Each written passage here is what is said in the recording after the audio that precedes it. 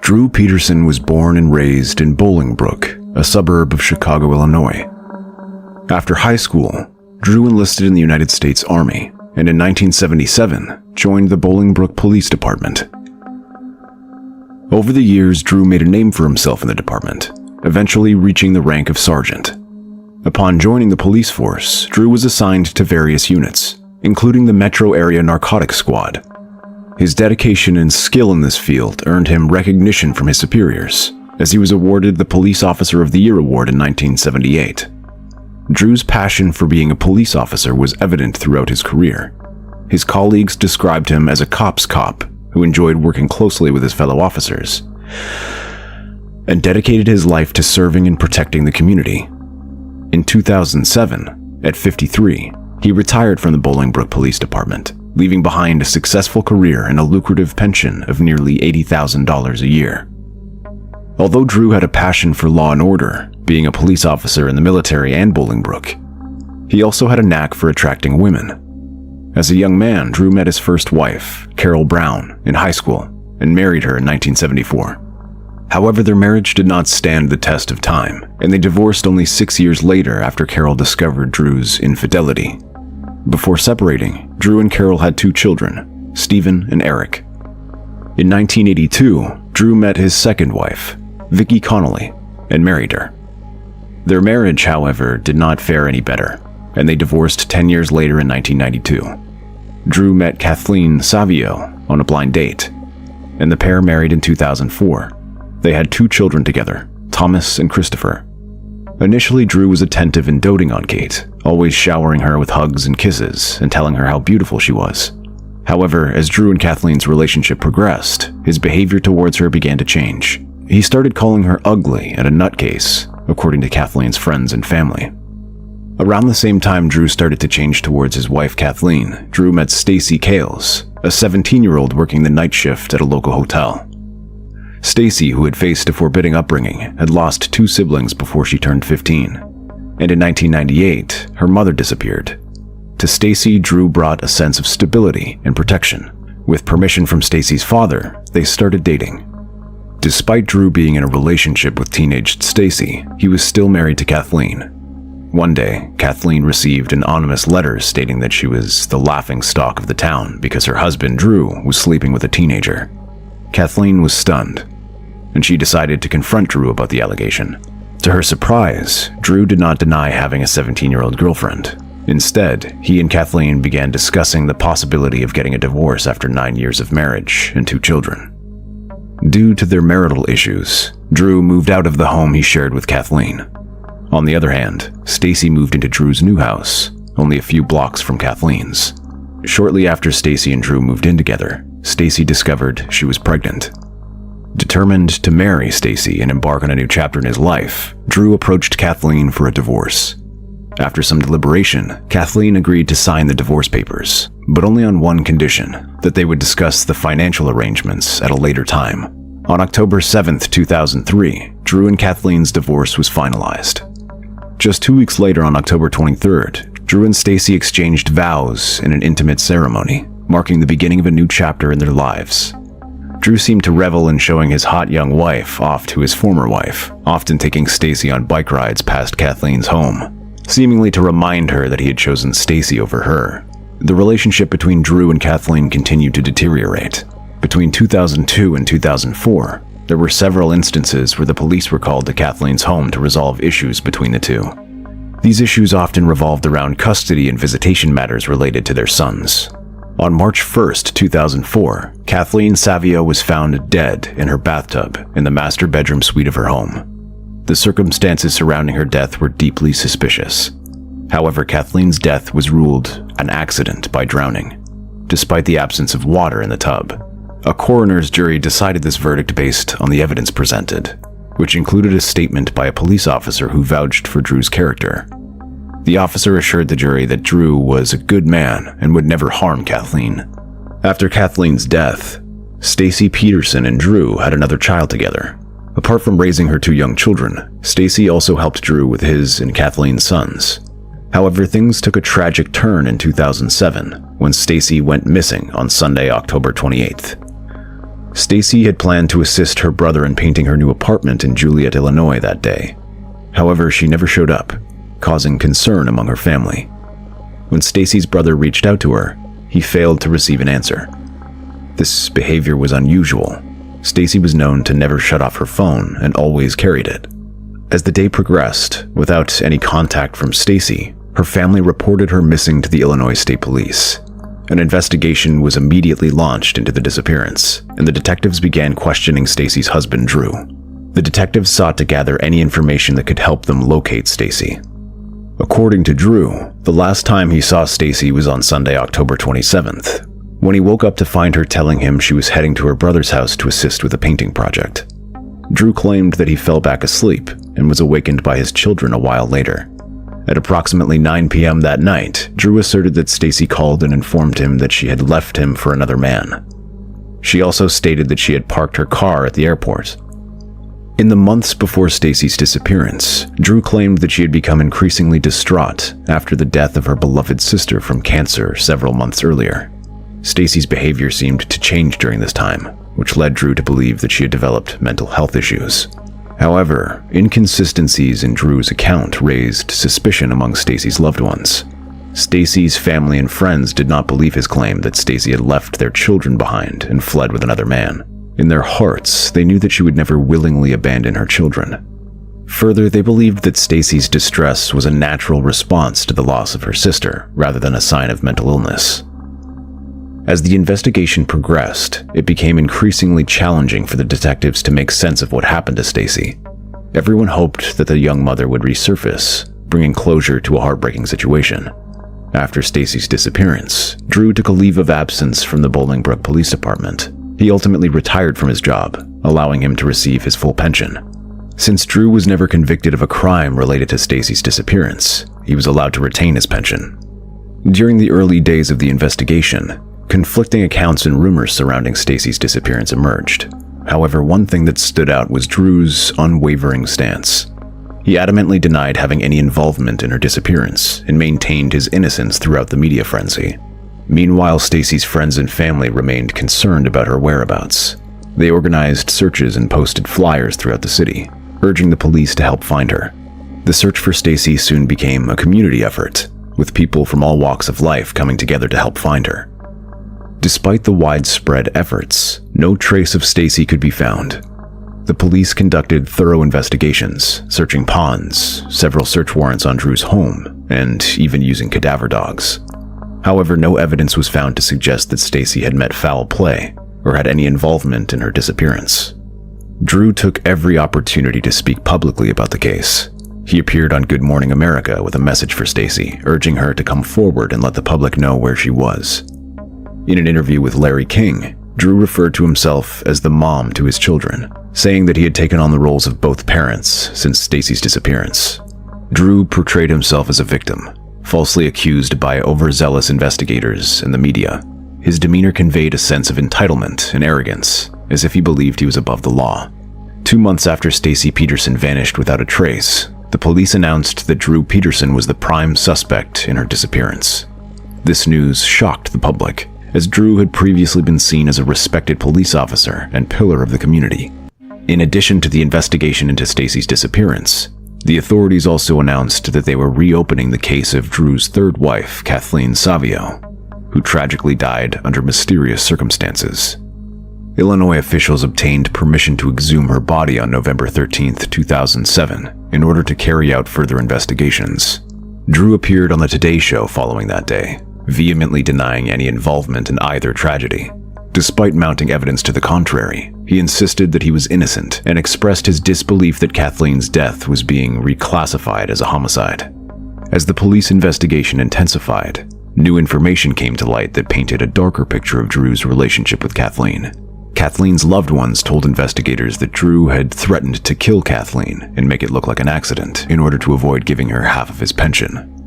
This chilling revelation further strengthened the belief that Drew was capable of committing such heinous crimes. Furthermore, the medical examiner's re-examination of Kathleen's body determined that the cause of death was homicide, contradicting the initial theory that she died by accident. This development came as a blow to Drew, who had been maintaining his innocence all along. In response to the medical examiner's findings, Drew expressed shock to the media, stating that he'd always believed that Kathleen's death was a result of a household accident. When the detective spoke to Drew Peterson's second wife, Vicki Connolly, she alleged that during their 10-year marriage, Drew had threatened to murder her and make it look like an accident. She also alleged that Drew had physically abused her throughout their relationship. Vicki's daughter, who lived with Drew until 17, corroborated her mother's account. The detectives learned that Stacy had expressed a desire to end her marriage to Drew. Stacy's friends and family informed them that Drew had accused her of not being attractive enough for him. As a result, Stacy had taken various measures to enhance her physical appearance, attempting to please Drew. Stacy had pursued cosmetic enhancement procedures, including breast implants, LASIK surgery, a tummy tuck, and braces on her teeth. These measures were driven by a desire to meet Drew's expectations and improve her appearance in his eyes. However, these efforts seemed vain, as Drew continued to harbor resentment and jealousy towards Stacy. Despite Drew's fears, Stacy's seemingly innocent interactions with others continued to cause him distress. Drew was deeply possessive and believed that Stacy was constantly cheating on him. As a result, he attended her gym sessions to ensure her safety and monitor her activities. However, Drew had maintained a steady presence of a girlfriend by his side. Drew's stepbrother Thomas Murphy came forward with crucial information. Thomas claimed he helped Drew carry a large blue barrel that felt warm to the touch into Drew's SUV.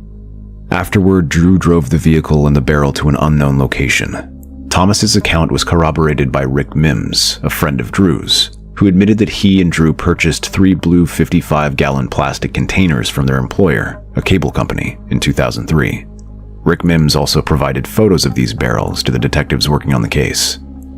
However, Drew's attorney cast doubt on the reliability of Thomas's testimony, arguing that he had a history of substance abuse, and that, at the time of Stacy's disappearance, he and Drew were not even close. Stacy's sister Cassandra believed that it was crucial to have Drew Peterson take a lie detector test regarding his alleged involvement in Stacy's disappearance. However, her request was denied by his attorney. The attorney's decision to prevent Drew from undergoing a lie detector test further fueled speculation and suspicion regarding his involvement in the case. As time passed and Stacy Peterson remained missing, Drew Peterson became increasingly arrogant and self-absorbed. His ego grew exponentially, even going as far as to hire a publicist to manage his public image. In December 2008, over 1 year after Stacy's disappearance, Drew became engaged to a 24-year-old Christina Rains. She would have been his 5th wife. The relationship between Drew and Christina was unconventional, to say the least. Christina openly declared her love for Drew on national television, stating that they had a fantastic time together, and she believed he had done nothing wrong regarding his 3rd wife's murder and his 4th wife's disappearance. Their appearance on the Today Show further fueled speculation and intrigue. Christina reaffirmed her support for Drew and spoke of how happy she was to be by his side. She dismissed any concerns about his legal troubles and portrayed their relationship as a genuine and loving partnership. Drew and Christina eventually broke up, leading to public accusations that their engagement was merely a publicity stunt designed to keep Drew's name in the media. Christina herself would later admit to viewing their engagement as a publicity ploy. The dissolution of their relationship provided further insight into the nature of their relationship.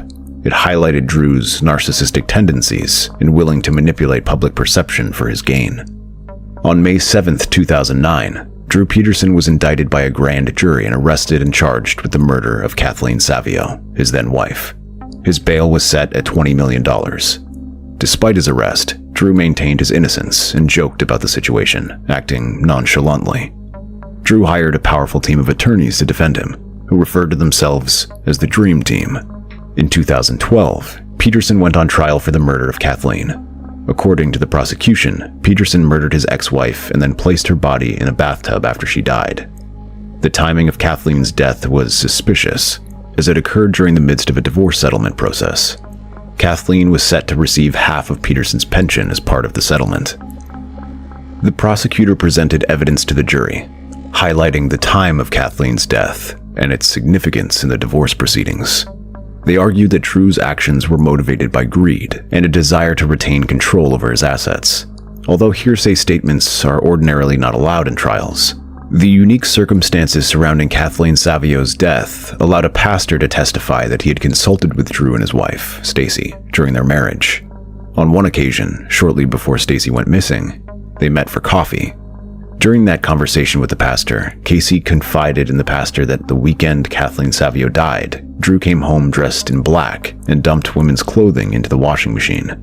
Stacy further disclosed to the pastor that Drew had confessed to murdering Kathleen by hitting her in the head with a police baton and then arranging her body in the bathtub. Stacy added that Drew had told her she would need to lie to the police when they came by to question them. Stacy's statements to the pastor were admissible in court, as the judge determined they were an exception to the hearsay rule. The circumstances of Kathleen's death, combined with the pastor's testimony regarding Stacy's confession, ultimately led to Drew's conviction for Kathleen's murder. He was sentenced to 38 years in prison. During Drew's sentencing hearing, the courtroom was filled with tension and anticipation. Unable to contain himself any longer, Drew erupted into a tirade that lasted well over half an hour. Drew's anger was directed towards the prosecutor, Jim Glasgow. He unleashed a barrage of insults and accusations, blaming the prosecutor for everything that had gone wrong with his life. This tirade continued unabated as Drew vented his frustrations and anger. He painted a dark picture of Jim Glasgow, accusing him of manipulation, corruption, and dishonesty. Drew seemed to believe that Jim Glasgow was solely responsible for his current situation, and he vented his frustrations with every word. After Peterson's conviction, his hefty pension was suspended. While held in Menard Prison in South Illinois, Peter appealed his conviction. However, these efforts have not yielded any favorable results so far. The appellate court upheld Drew's conviction. During his time at Menard Prison, Drew allegedly tried to have a fellow inmate kill Jim Glasgow, the man who prosecuted him. Drew offered to pay $10,000 to have Glasgow killed. However, the inmate reported Drew's plot to his attorney, who contacted the police. The police placed a wire on the inmate, allowing them to record their conversations with Drew. Drew Peterson was charged with solicitation to murder for hire and was sentenced to another 40 years in prison. This additional sentence further solidified his status as a convicted felon and eliminated any possibility of his release in the near future. The disappearance of Stacy Peterson remains unsolved, and Drew continues to be the prime suspect in the case. Stacy's family and friends continue to seek justice for their loved one. They hope that one day, Drew will confess to killing Stacy and reveal the location of her body. However, one of Drew's older sons has expressed skepticism about the likelihood of Drew telling the truth. He believes that his father desires to go out as a martyr, maintaining his innocence throughout. Despite Drew's unwillingness to cooperate, Stacy's family and friends remain steadfast in their pursuit of truth and justice. In May 2022, it was revealed that Drew Peterson's former defense attorney, Joel Brodsky, is considering the release of confidential information protected by attorney-client privilege. This decision has sparked debate among legal professionals and the general public regarding the ethics of disclosing confidential information and the potential consequences that may arise. Stacy's sister Cassandra has expressed frustration about the possibility that Joel Brodsky may face legal consequences for revealing sensitive information. However, Cassandra has made it clear that she stands by Joel Brodsky and supports his actions if he decides to come forward with any information regarding Stacy's disappearance.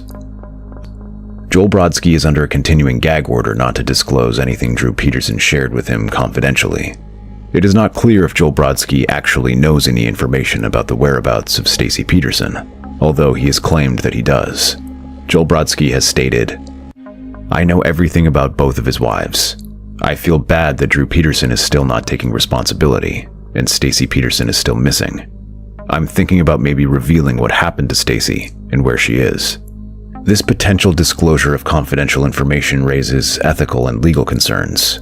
The attorney-client privilege is intended to protect the confidentiality of communications between an attorney and their client. Any breach of this privilege could have serious consequences for Joel Brodsky and Drew Peterson. Cassandra, Stacy's sister, refuses to lose hope in the quest for finding her sister's remains. Despite the passage of years since Stacy's disappearance, Cassandra remains determined to uncover the truth and bring closure to her family. Recently, she embarked on a groundbreaking expedition with an innovative device. Utilizing a remote-operated vehicle equipped with sonar technology, Cassandra delved deep into the murky waters of an Illinois canal. In a groundbreaking development, Cassandra claims she has made a significant discovery. According to Court TV, A still image from video captured by the aforementioned remote-operated vehicle seems to indicate a skull and several bones submerged beneath the canal's surface. The Illinois State Police, who are overseeing the investigation into Stacy's disappearance, have issued an official statement regarding the matter. Acknowledging the importance of every credible and viable lead, they assert that their agents are diligently following up on leads. Cassandra, dissatisfied with the police department's response, decided to take matters into her own hands. She invested her funds into special tech that continued to improve, eventually allowing her to bring the necessary equipment in from Alaska. Her latest discovery was presented to the police, but she was told when they went for a dive in the area they found only a rock and declared the area was clear.